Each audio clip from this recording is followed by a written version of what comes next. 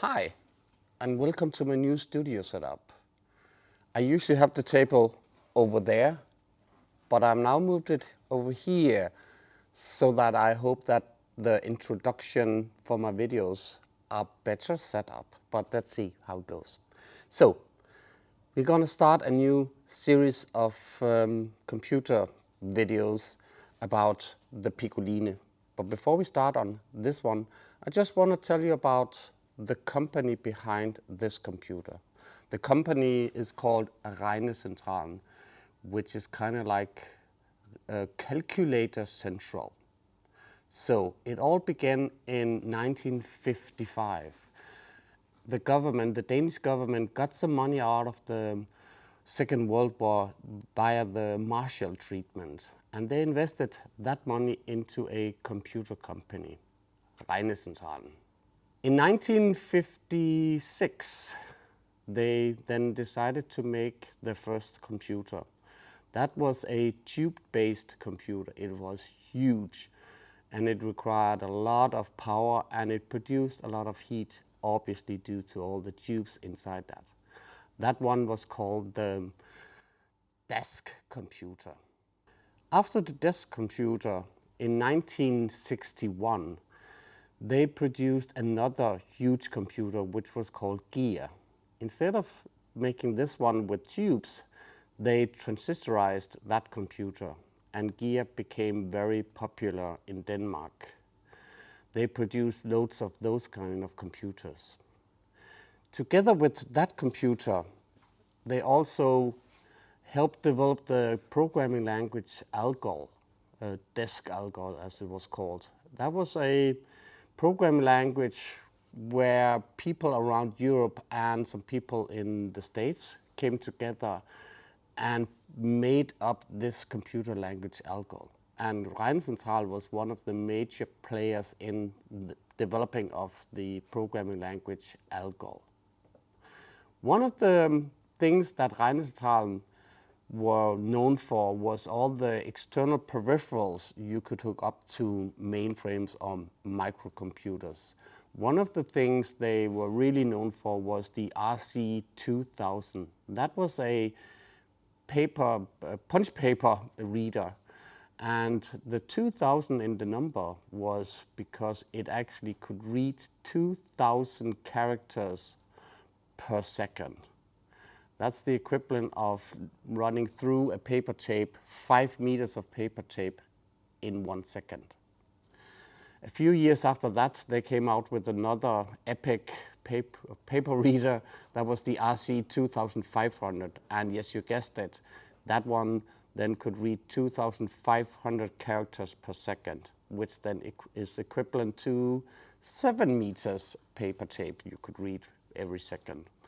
The reason this was so fast is that they actually read the paper whole via light and a photosensor beneath that one. And the unit stored temporarily what it read in the unit so that the computer that needed the data could then, in their speed, get the data out of the unit. So that was very popular back in the good old days in the 60s.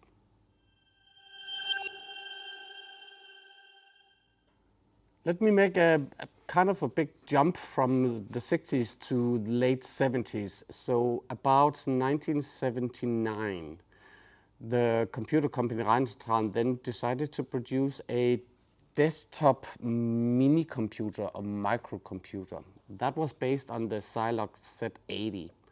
It was called the RC700. And they started with an IC701, which had a 8-inch floppy disk drive, and it was then substituted with the RC702, which had a 5¼ floppy disk drive with low capacity. Then they came out with an RC702, which then had also a 5¼ but it has the high capacity, so it was 80 track on the floppy disk drives. When that came out in 1983, they also, the year after that, decided to move into the game of PCs. And I'm saying this in quotation mark, because as we know, IBM came out with their IBM PC, which was the 8088, and Regnecentralen wanted to come into that market, but for some reason, which is unknown to me, they didn't want to go into the PC-compatible computer range. They decided to make their own, and they wanted to stay with the operating system CP/M. So the RC700 series, they were running CP/M. So they continued that line. And they started with a computer called the RC750, which then was based on the Intel 8186. That was a 16-bit computer. That one could have had a 5.25-inch floppy disk drive, two floppy disk drive, or even hard disk drives in it, or attached to it. And the operating system went from normal CP/M to concurrent CP/M. So it was a multitasking computer operating system. At the same time, they made the RC750, which was also known as the Piccolo. They made the Piccoline. So in 1984, the Piccoline came out. That one was mainly built so that this could be in the schools. And the RC partner, which was the one that could have had a hard disk in it, could be like a server providing data from the hard disk to the unit if you didn't want to use the floppy disk drives. These episodes that I'm going to talk about will focus on this one. I will sprinkle some information about the computer company Regnecentralen during all these episodes, because there's so much history behind the computer company. We have this item over there, which is the one that I showed before, and I also showed this in the same video where I talked about that I got these 1.5 months ago. This is more or less 2 months ago now, and I just received these. This one we looked into, and we saw that the CPU unit is corroded with battery leakage. So this one we need to see if we can combine this unit to the unit behind me. Let me take the camera closer. Let's crack things open and let's dive in and see what we are dealing with. So these are the items that we're gonna look into during this episodes of the Regnecentralen's Piccoline computer. This that we have over here, that's the real setup with the original monitor, the floppy disk drive unit doubled, and the CPU unit, and we have the keyboard here. A brief thing about the keyboard is that I have already cleaned the keyboard because that one was very filthy. I will open it up because we need to talk about it anyway. There's also a mouse that can be connected in the back on this plug to the keyboard. And if I just briefly turn it around, we can then immediately see that we have an issue over here. So there's no cable, it's been snipped off. I have located the manual and I actually know how to connect this one. And speaking about the keyboard,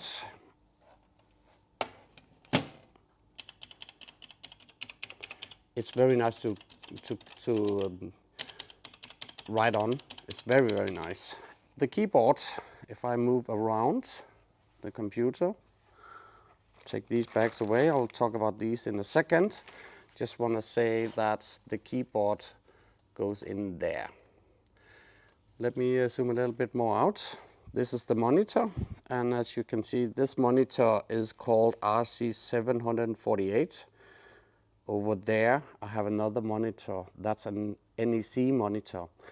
I know for a fact all these monitors, they are NECs inside them. Regnecentralen just rebranded it. So, as you also can see, the monitor is very dirty. So obviously we need to have a look inside this monitor.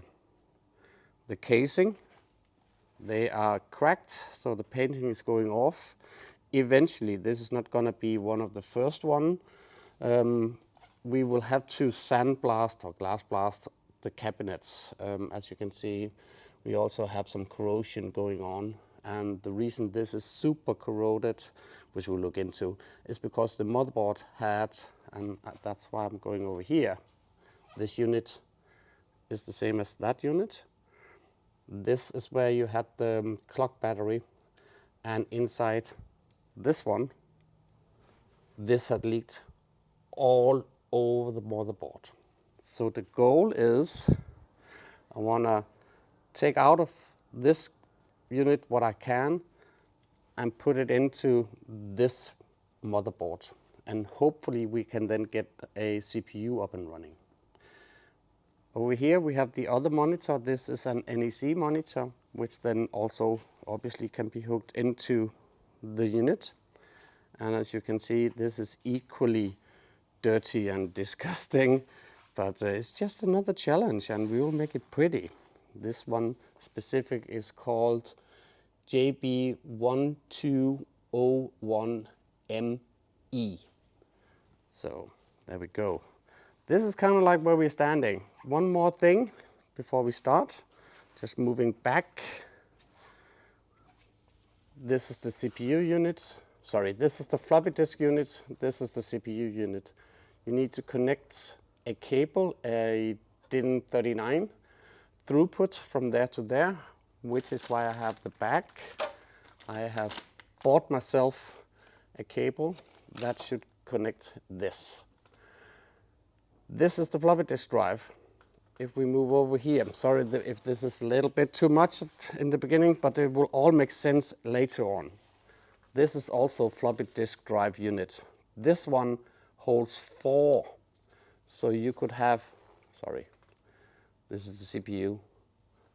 Down there's the CPU, same thing. You could have had 4 of these CPU units connected to this one. So they were sharing the floppy disk drive via the cable I have on the table over there, if this one wants to focus. There we go. So this is just a brief talk about the connector goes from there and can be connected into one of these. If you have the unit that supports multiple CPUs, if you only had this one, you just may have the same cable connecting over there. This one down there is where the monitor, via this cable, where is it? It's here, goes in there and can then be hooked up. So that's how you got that. You could also have had a color monitor, which I don't own, that will be connected to here. Besides that, you had the floppy disk drive unit and the CPU unit. The floppy disk drive unit goes for both of them. They also could have had connected a shared printer. So if we were over here, same thing. So that unit would then share a printer. Other peripherals that we have here on the actual CPU, you could have had a local printer. So each of the CPU units could have had their own printer connected. Here we have the volume nut. Here we have a reset button. Over here you could have had a audio, so you could have sound out of the computer. You could have had cassette drive, and this is the keyboard, obviously. So what we shall be doing today is I need to open up the CPU unit. We'll only focus on the CPU unit, which is this.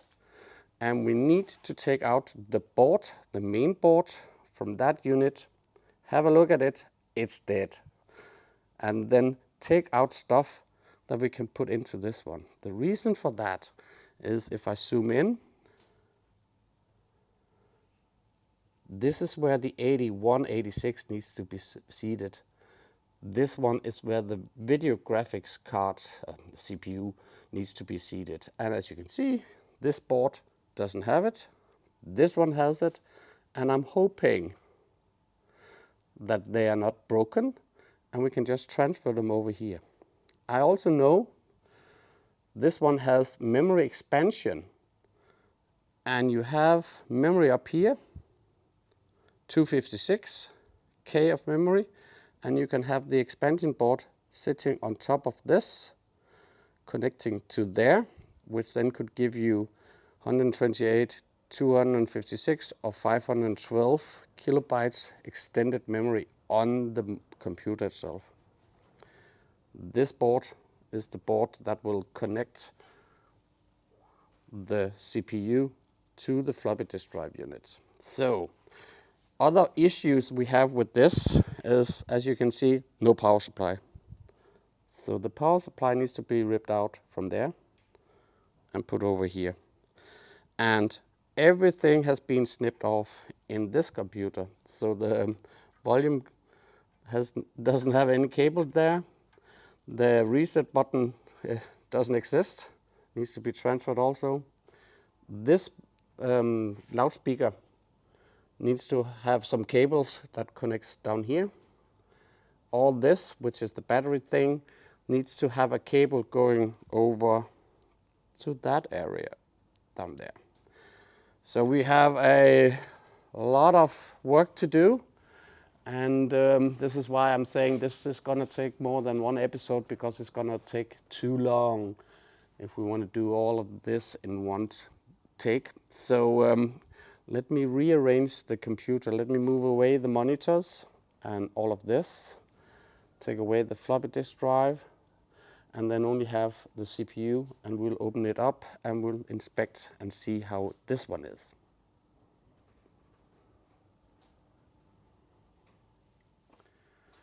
So let's open this unit up. There are 2 screws on each side, so a total of 4 screws to get the top casing off.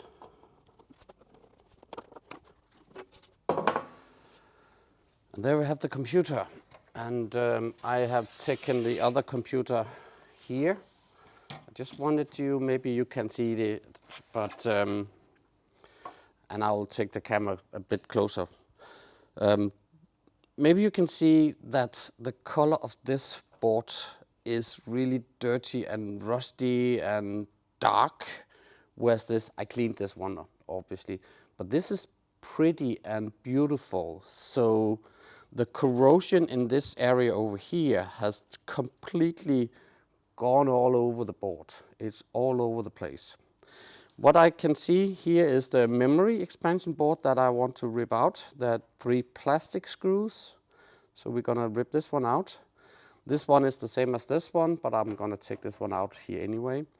This area over here, which is where you see the loudspeaker, this is completely gone. This is disintegrating. You can see if I do this, completely dead. So nothing will be working over here, but I need all the cables. So we need to take the cable from the monitor, transfer it over here. We need to take the cable from the battery compartment and have it, that is connected there, so that's gonna be hooked over there. And I said the memory goes over there. The ROM BIOS, high and low, it's the same version number, so I'm just gonna keep these for keepsaving. The power supply, which sits over here and is connected down there.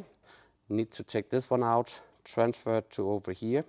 We have the loudspeaker, which has a cable going there, over there, spinning around and going over here. It's plugged into the board down there. That needs to be transferred. And the reset area button down here, which needs to be taken out and also transferred over there. So that's kind of like the goal for this episode today, first of all. So let me try to unscrew stuff from here. And once I've taken everything out, I'll take the camera and we'll have a twirl around the board so you can see how damaged it actually is. Let me unscrew everything and then come back to you.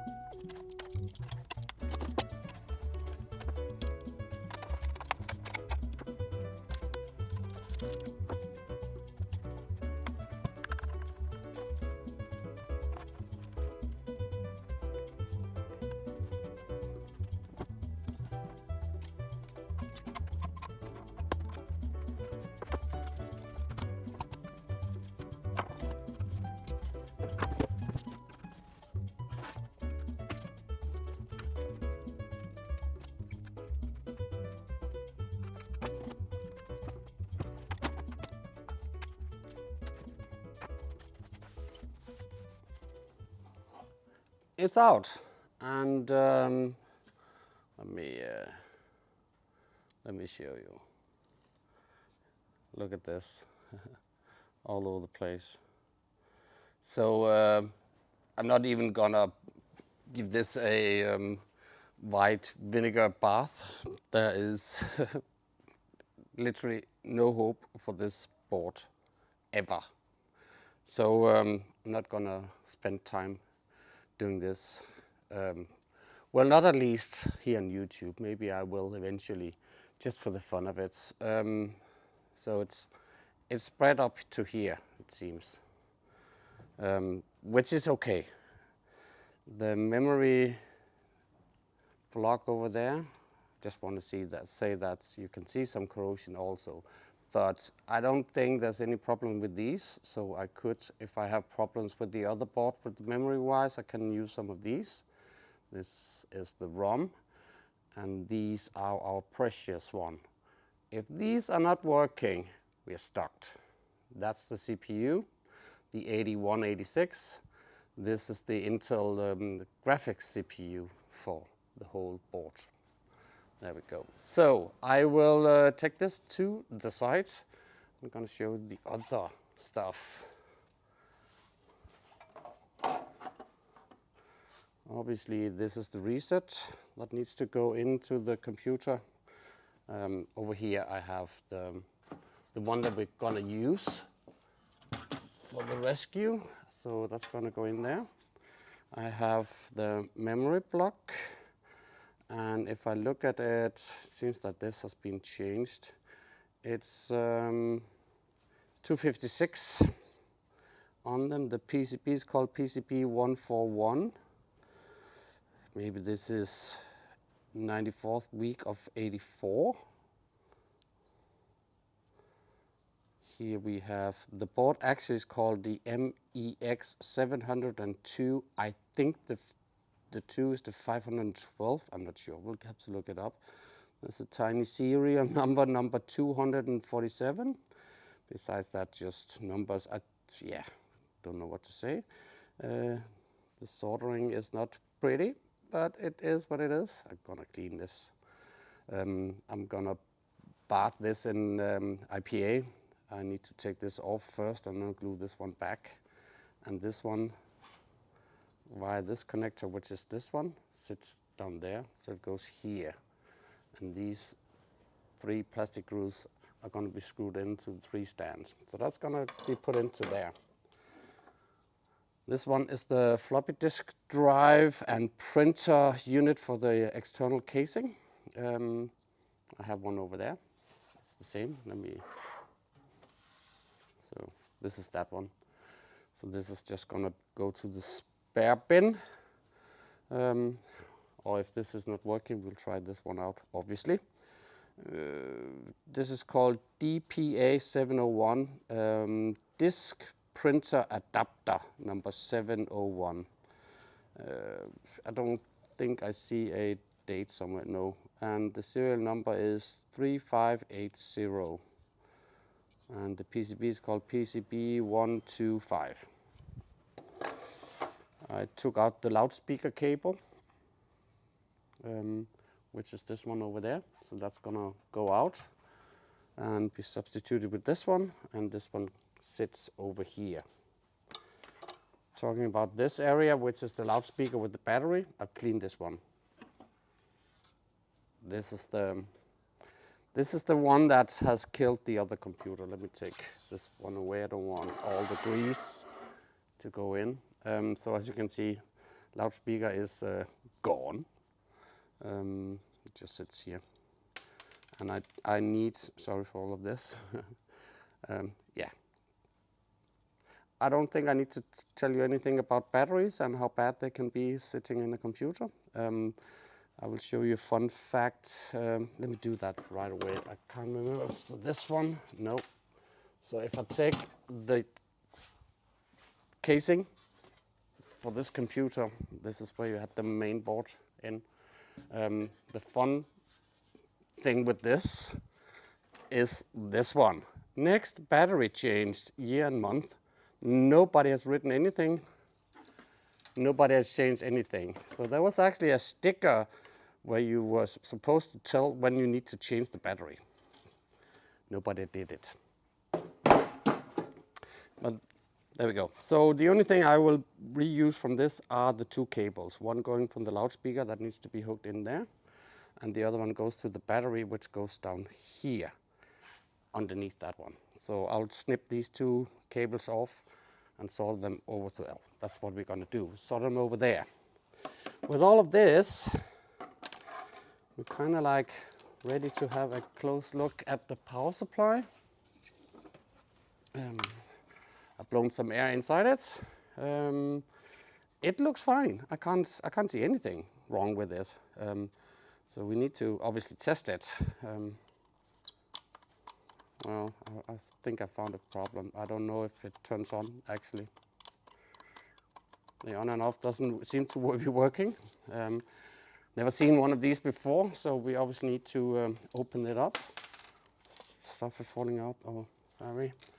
And we have a 220 volt fan inside it. The power supply is notoriously for making a lot of heat, and with the two units on top of each other actually can break the computer, it turned out later on. So the Regnecentralen actually made a comment, a statement, that the two CPU, that the CPU unit and the floppy disk unit, if you stack them on top of each other, you should actually take a piece of wood like this and have this in between the two units so you get more airflow in it. This is the airflow for the power supply. So yeah, that's it. I think I just briefly showed you. This was the bottom casing. It's a goner. This is completely, well, not goner. We'll put it into a glass blaster eventually, and then we can get rid of all the rust. And the only thing I have problem with is this power on light in front. This cable is also missing. It's down there. It's missing. I can't get the screw out. Seriously can't get it out. I effed up the screw now so much I tried. So I'll just snip off the cable. I need the cable. So I'll take that cable and put it to this one. This can be taken out. So that's it. Obviously, before I paint it eventually, I will come back to all of this. All these plastic stands and these needs to go out. All this needs to go out. When I eventually glass blast it, all this is, I'm gonna lose all of this. And I'm trying to figure out, I made a copy. Well, I went on InDesign and I made all this in InDesign, so I have it. So I can produce some sort of a sticker and then put it on once this has been painted and stuff. But this is not for this episode. As you can see, the paint is falling off. But that goes for all the casings. So, I think this is where we are standing with the stuff. I think what's next up is we need to see if we can unhook these two, figure out how to take shielding off, and if we can lift the two CPUs out, the Intel 8186 and the Intel graphics CPU, and transfer them to here. Then we need to put in all the cables I showed you, and just because then this thing is then done. Obviously, eventually this needs to be sandblasted also, or glass blasted. But let me see if we can transfer stuff to this area, solder all the connection on, so this is more or less ready to be tested. We have a power supply we need to have a look into and see if this actually works. First problem is the on and off button. It doesn't seem to do anything because we always need a power supply. It's the same power supply for all the units, so as I have two floppy disk drive units also, I can lend one of those power supplies to this one if this is not working. So let's try this. So I cleaned up the table and I bagged everything that needs to be bagged, so I know exactly where stuff belongs. For instance, this is the casing. These are stuff for the motherboard. Come back to that. Here we have the memory. This is stuff for the power supply. This is the reset button and the light in front that are snipped off.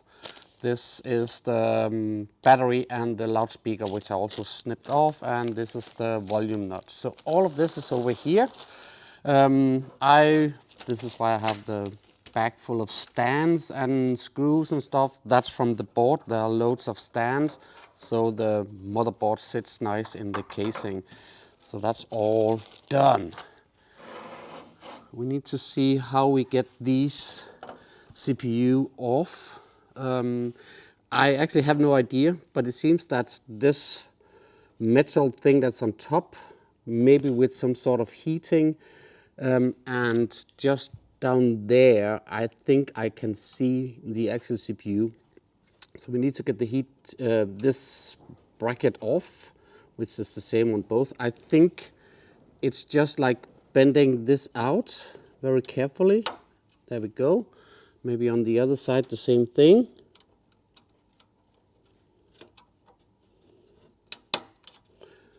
And maybe we're lucky. We could be. Yes. And the CPU actually comes out. So this seems to be the heat sink. And wow. This seems to be the actual CPU, which then I need to look at it first, which is the C8186-6, as you can see. So it seems to be possible to at least take it out. Let me put it on the table here. Let's attend this one. This is the CPU for the graphics processor. So let's try and see if we can do the same. Seems to.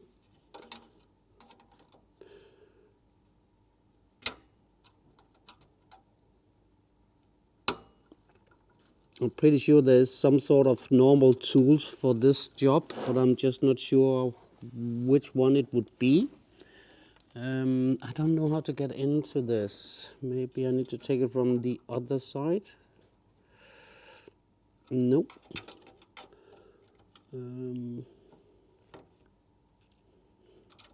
For obvious reason, I don't want to kill anything in here.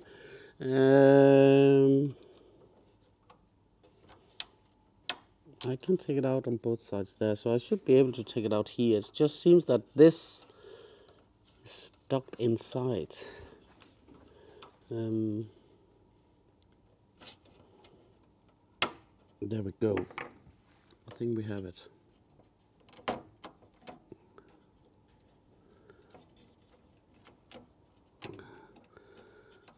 Okay, so that's the other heat sink. And this is the CPU, and I can see this is a C82730, also from Intel. So I think we could be lucky getting both the CPUs out, and the sockets don't seem to have any corrosion, so I think we're actually lucky over here. Unless, obviously, the power supply fried all this up also. I cannot say anything about that. I'm going to leave the rest in here, so even the EEPROMs, because this version that's up here, this says ROA 955, and this says 956. That's the same markings, at least, that's in the other board that we're going to put these two CPUs over. So I think that's it. I don't know what to do again about the board. I think maybe I will put vinegar on it and see if I can get rid of some of all of this and clean up the board. This is dead. Not gonna do anything about it. It's I think it's a 3 or 4 layer board, so definitely not doing any traces here and fixing that. But what I could do is I could put this into a glass frame and put it on the wall in the museum so people can actually see the motherboards. but you will not see the CPUs because I'm going to steal those. So that's what I'm going to do with this, I think. And we need to transfer these two beautiful CPUs to the other board. So I've taken out the power supply, and I have a few drawings of the power supply, and when I look down at the board of the power supply, I can see it needs to turn this way. That's the drawing. I can on the drawing see that there are two fuses there, one fuse there, and I also noticed that there's a fuse in the back of the power supply. So we always need to rip those out and have a look at that. I also had a go and figuring out how this works. This is called J3 down there. And if I go further down on the documentation, I can see the pins out for that. So there's a power OK, there's 1, 2, 3 ground, and then there's 2 times 5 volts, 1 minus 12 and 1 plus 12. So just a normal power supply. I'm not sure what the 12 volt rails are good for, but there we go. And the way you need to, as you can see, they're numbered 1 to 8. We actually have 9 cables. One of them is not hooked up. And if I briefly take in the broken motherboards.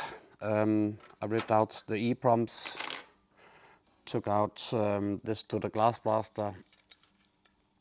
This is where the batteries are sitting. I rinsed them in white vinegar, completely broken. These are the screws.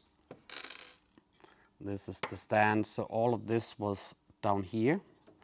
With the loudspeaker was actually the other way around. With the loudspeaker on top of it, I ripped that out. Can't use this for anything. And I rinsed the boards down in, well, I soaked in IPA. I decided to try to do that. Left it for half an hour. Then I rinsed it all down. I washed the board so it's clean now. Then I took some more white vinegar on the area because it just didn't do anything, and washed it again. This is the result. As you can see, this is yeah, well, no way this is ever gonna work. But the reason I have this is because it sits like this inside the computer, and it goes like this. And on the board, motherboard, I have 1, 4, 7. So this is 1, 2, 3, 4, 5, 6, 7, 8, 9. So this means that I now know this is number 1. And accordingly to this, 2, 5, and 8. So that's this row. Let me, the middle row here. That's all ground. So if I take my multimeter just to verify, I will then be able to plug in 1. Correct. Correct. And if I do the other ones, I can then see that there's no shortage as such on all the other ones, and this one should be dead. No, let me this one down here. There we go. Yes, so, which is number 9. So it goes like this. So we have a way of testing the power supply.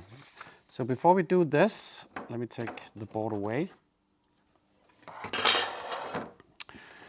We figured out that this is not working. The on and off, the mechanism in here is not working. So I just want to rip out this tiny board that's in here. On the side, there are 2 screws. And then I should be able to take all of this out. And I think just some deoxit may help with the switch in there. So let me just take out the 2 screws here and let's see how far we go with this. And it's out. Let me unscrew this so I can get this one off. And we need to take this one out.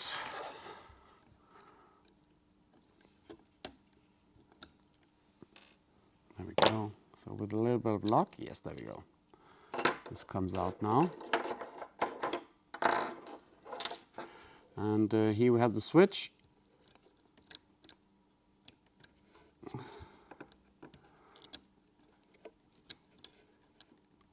Yeah, okay. Yeah, let's just put some deoxide on it. Let me just see. I can put something in there.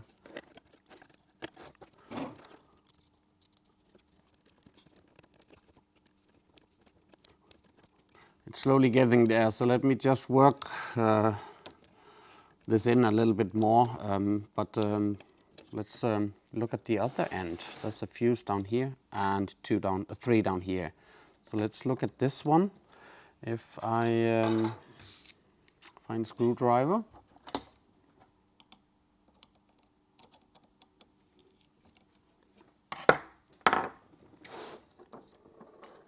I can see already it's broken.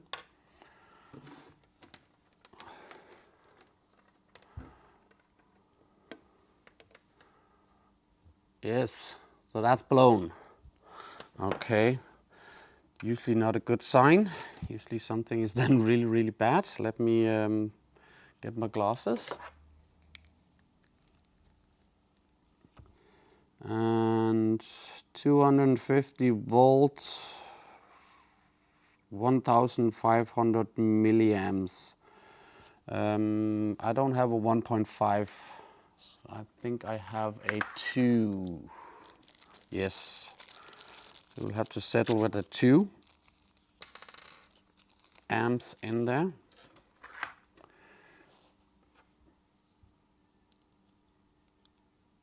And put this back. Should I test the fuse first? Yes, it's all good.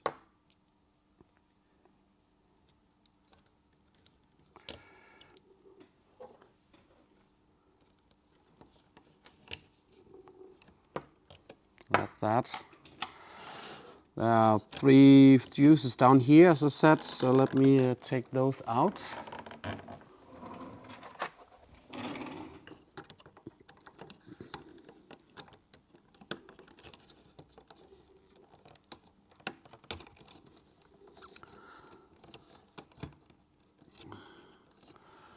So if I take the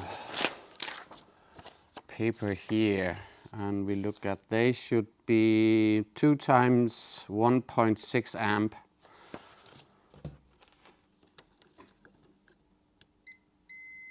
Fine. Fine.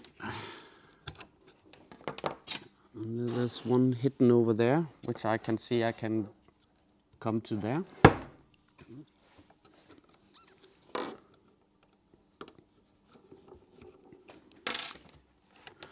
And if we look at the drawings again, it's this one, 6.3 amp it says.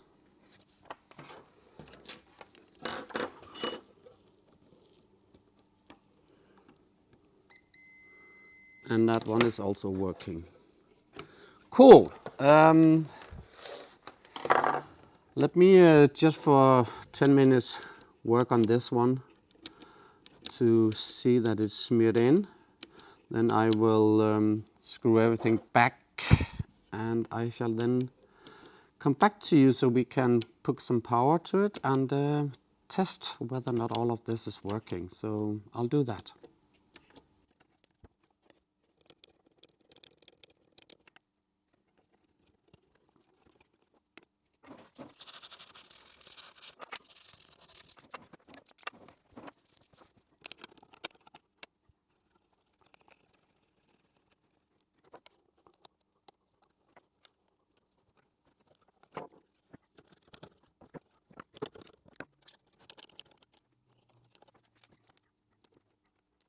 I'm ready to test the power supply. Let me just give you a brief overview. I'm marked number 1, and then this is 2, this is 3, this is 4, 5, 6, 7, 8 and 9. So I know where the plugs are accordingly to this one.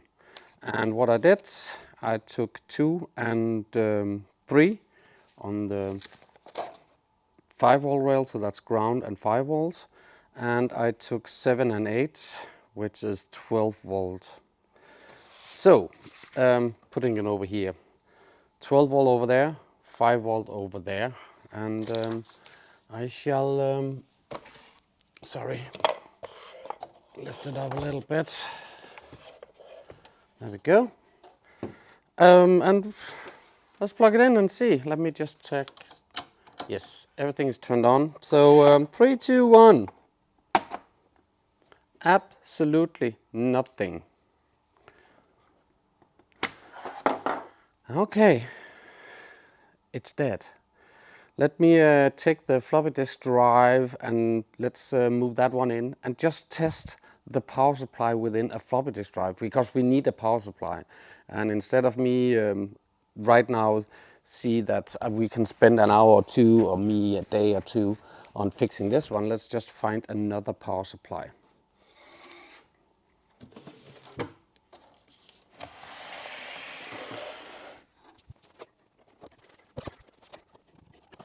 So this power supply over here has another plug in the other end, and instead of me figuring that out, I'm just going to take that plug out here and insert this one.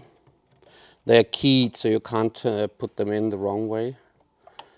And it goes like this. There we go. And same thing. 5 volt, 12 volts. Yes and yes. It is turned on. Let me hook up the power and let's see if it spins up.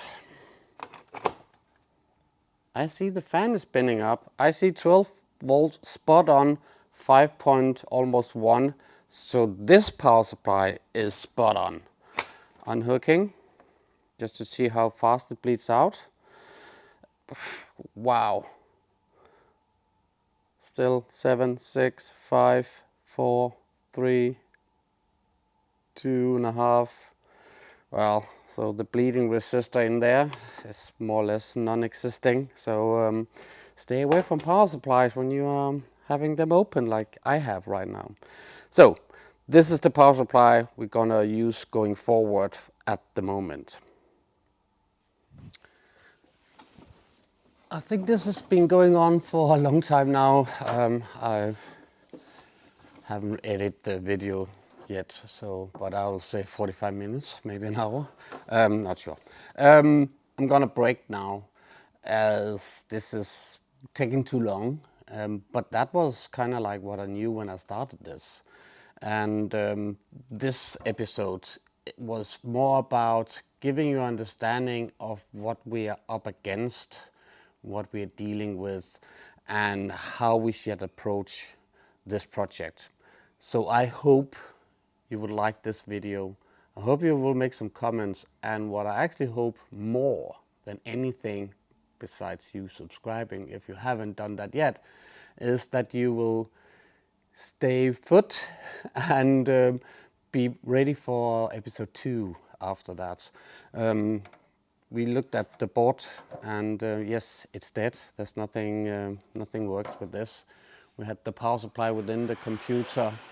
Seems also to be dead. I will obviously see if I can get this up and running. This is just gonna be another episode. I think the next episode should more or less be about getting this CPU unit with the motherboard and getting that one up and running, so I can actually test with the power supply from that unit and all the cables and stuff that we have back here. So if I can turn it on, that's the goal. I obviously also need a monitor. I have 2, they're down there. So next one, we should actually see the computer start up. I hope.